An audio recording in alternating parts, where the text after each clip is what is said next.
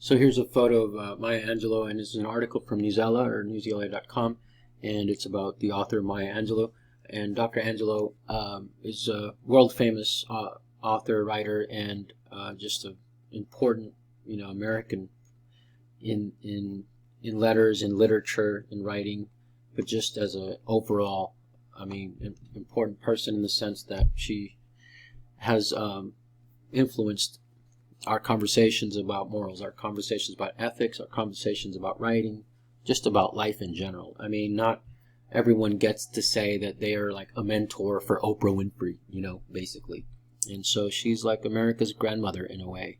And she passed away a few years ago, but we still remember her, we still love her. So this is a photograph of Maya Angelou giving the inaugural poem, or reading a poem at the inauguration of President Bill Clinton. And so here she is, having grown up in a very terrible, difficult situation, and yet growing up to be, an inaugural poet, and beyond that, Pulitzer Prize nominee, a novelist, and so on. So she had a very interesting life. When she was young, she was moved around a lot. Her parents were divorced, and her mother even shipped her brother and her to, like, on a train from California to Arkansas to live with her grandma. People used to do that back then. They would just put a note on little kids on trains and just say, okay, this is where this kid gets off, and give them a little bit of money and a note of where they were going, and that's about it. So Maya Angelou's story, and it talks about this in the article, when she was 7 years old, her mother's boyfriend abused her, raped her, and she's 7 years old, and she didn't know what was happening. Like, she didn't know what happened. She just knew it was wrong and just felt bad, and she was in a bed with a fever, crying, but she wouldn't want to get out of bed. Like, she didn't want to say who did this or what. She didn't even know what it was. Like, she was a little 7-year-old. Finally, she told, they took the covers off, and they saw that there was blood, and just obviously there was a problem, and she was in the hospital, and she finally told who did this. And so when the mother's boyfriend got out of jail, of course he had taken off, but they found him, they arrested him. When he got out of jail, Maya Angelou's uncles beat this man to death. He was beaten to death on the streets. And so in her 7-year-old brain, Maya Angelou, felt very guilty about the situation, even though she didn't do anything wrong herself. She just felt like her words, by saying his name, she felt like her words had killed a man. And this traumatized her for a long time. And so for about 4 years or so, close to 5 years, she did not speak to anyone. Only to her brother Bailey, who she loved and trusted. She knew that, their friendship, their relationship as siblings was so pure and innocent that nothing bad could come from that love. And so she only spoke to him for years. And she got in trouble because it's, disrespectful not to answer adults when they're talking to you. When she lived in Arkansas with her grandma, who owned a store in the African American part of town, she was even, sometimes they would slap her or whatever because, they felt that she was being disrespectful by not answering. So, like, years later, she started talking, and it's a very cool story that she talks about in her novel, I Know Why the Caged Bird Sings. So that's something that is one of the gifts that Maya Angelou left us with, was her storytelling, her novel writing, and this powerful novel. So the name of the book that Maya Angelou wrote, again, regarding this experience in her early life, her childhood, is I Know Why the Caged Bird Sings. And the title is taken from a famous poem by Paul Laurence Dunbar, one of the poets from Harlem Renaissance back in the late 1800s, early 1900s. So Maya Angelou, again, had a difficult childhood, but she got over it, and again, after about 5 years, she started talking again, and then after that, well, we couldn't make her be quiet, which is awesome because we needed her voice. She was only 16 years old when she had her son Guy. And because she was 16, she and her son Guy had this really close relationship. She had several husbands after that, but they always, she and her son always stayed very close. Here's a photograph of Maya Angelou, and when she was living in California in San Francisco, she became the first African American woman young lady to be a cable car conductor, a streetcar, operator. So she made, national history in that sense as well. Maya eventually became a dancer, a singer. She toured the country, kind of like an off-Broadway situation, and was able to travel actually all over the world. Eventually she became like a solo act, a solo artist, a solo singer, singing calypso and that sort of thing. So her fame allowed her, of course, to meet sort of other famous people, if you will. So that got her the opportunity to get involved with international and global politics also. Because of her travels to Egypt and Ghana and other places, she actually became a teacher also in Africa, lived in Africa for a while, and raised her son Guy there for a while. And again, just helped her make connections, really all over the world. And at this time in the 1960s, basically, there was a lot of going on regarding civil rights, the civil rights movement as well. And so civil rights is not just an American thing, but it's something that, especially in the 1960s, people were very aggressively dealing with it in many countries, and including in the U.S., but also in Africa. And one of her friendships was to Malcolm X, pictured here, and they worked a lot together with American civil rights, as well as rights for countries that were seeking independence and better rights for their citizens in parts of Africa.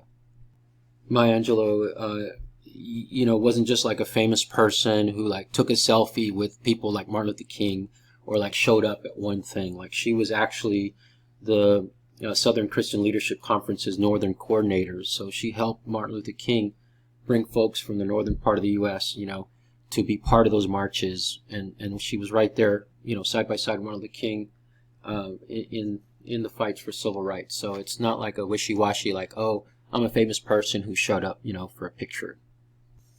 So Maya, when she was younger, had lots of other jobs too. She was, again, a singer and a dancer.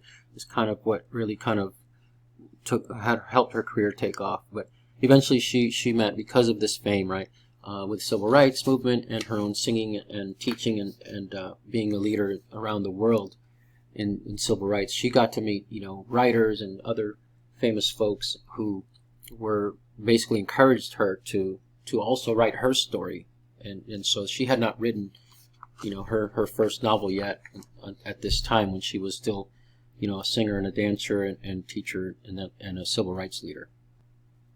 Eventually, she did become a successful author and started touring and doing that, as well as teaching. And there's even a famous story of when they were on the movie set for the film Poetic Justice with Janet Jackson and Tupac Shakur. There's a story of Maya, and she was a little older when they met. This picture is not exactly, they're not in the same room or whatever at the same time, but she didn't know who he was. Like, she had no idea, no clue. And he was younger. He wasn't not that famous yet. Not all over the U.S. Like, he was like California famous still. And but he was, really angry at somebody, something that's going on during the filming, and she didn't know who he was. She's just like, hey, young man, let me talk to you. And so she talked to Tupac and made him cry. Like, he was in tears because of the words that she told him. So I'll post a video about her conversation with him. We don't, there's no recording of the conversation, but we have several interviews of her talking about the situation. Of course, he, is also dead, and so we don't have an interview of him talking about it. But Janet Jackson and other folks, John Willard, the director, he talked about it as well. This is just another photo of Maya, like during her travels, like through Europe and other places. And she, when she was older, it was funny. Like, she was like, oh yeah, I was sexy back then. Like, I was thin and I was, I had myself a body. So she was very proud of that. So here's one of the posters for the movie, Poetic Justice, with Janet Jackson and Tupac, and the poetry that is recited by Janet Jackson's character was written by Maya Angelou. So my book, Since Ontle Mockingbird, is a book that's basically dedicated to Maya Angelou and Gloria Anzaldúa, and also influenced by their writing. So my book has an introduction for every section of the book, and it starts with a quote by Maya Angelou from her many writings. For example, words mean more than what is set down on paper. It takes the human voice to infuse them with shades of deeper meaning. So Maya was killed. Martin Luther King was assassinated on Maya Angelou's birthday on April 4th, 1968, and according to the family, Coretta Scott King, MLK's widow, she received flowers from Maya Angelou for those more than 30 years, every year after the assassination. On April 4th, on Maya's birthday, she would send flowers to Martin Luther King's widow. So in 2011, Maya Angelou was invited to UT Pan American. Back then it was called, and now it's called UT RGV. And 5 of us here pictured with her. We're students, and out of 17,000 or more students, 5 of us won an essay contest. And the essay, topic was to choose one of Maya Angelou's books or poems and write, an essay about why it influenced you, why it's important in your life, and that sort of thing. And so I love many of her poems, and but I did write about pretty much her most famous book, I Know Why the Caged Bird Sings, and just the power of language and that sort of thing. So it was a great moment. I've met, U.S. presidents and famous people, like famous musicians and that sort of thing many times, but this was awesome. This experience, it was like meeting, it was better than meeting the Queen of England. I've never met the Queen of England. I'm just saying it was better than that, and it was just a beautiful time. She took a little moment with each of us. We met her backstage because we had won this contest, and she was like, García, and she was rolling her tongue because of her time as a singer and a performer. She would travel all over the world, and she learned to sing in many other languages as well. So she was just really bright lady. So, I'm a school teacher, and I was running a little bit late because they said, you have to be there 2 hours before or whatever. If not, you can't come in. So I needed a haircut and whatever, but I didn't care. I just showed up, and it was awesome to hold her hand and just to hang out with her and talk to her. It's one of the best moments of my life. So PBS has a really great documentary about her life, and I'll go ahead and post a link to some of these as well. So here's a still photo of Maya Angelou's conversation with Tupac, when she's getting interviewed about the situation and that sort of thing. And she's been mentored, so many other people, including comedians and other people. That's who she mentions in the video at the beginning of the interview. Goodreads.com has tons and tons of pages just dedicated to quotes from her books and from her writings and from her essays and from her conversations with Oprah and whatever else. So I encourage you to check that out. Here's a page from the Poetry Foundation about Maya Angelou. And don't leave high school, don't leave college, don't leave this life without getting to know one good writer at least. Maybe hopefully several, but I'm just saying hopefully you all can get a chance to get to know Maya. And here's her page on poets.org, poets.org, talking about her life, talking about her biography, but also and the many books that she wrote, and the movies that she was involved with, like Roots and other stuff. And she even won a Grammy Award for reciting that poem for Bill Clinton. And then there's links to a lot of poems that she wrote and a list of things other novels that she wrote or memoirs. And you can click, to see what poems that they have available, and they rotate different ones. So I hope you enjoy getting to know Maya Angelou as much as I did.